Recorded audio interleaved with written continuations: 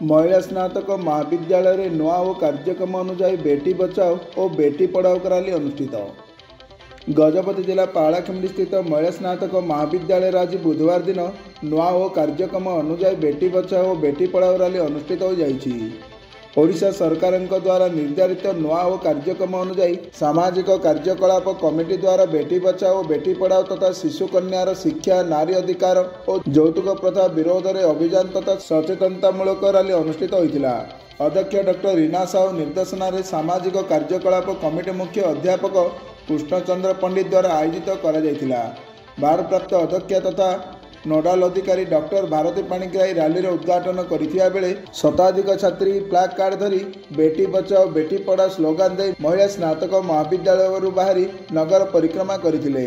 परवर्ती समय श्री कृष्णचंद्र स्वयंशासित महाविद्यालय इतिहास विभाग वरिष्ठ अध्यापक तथा जिला नोडाल अधिकारी डॉक्टर राधाकांत भूया एथिरे जोग देथिले।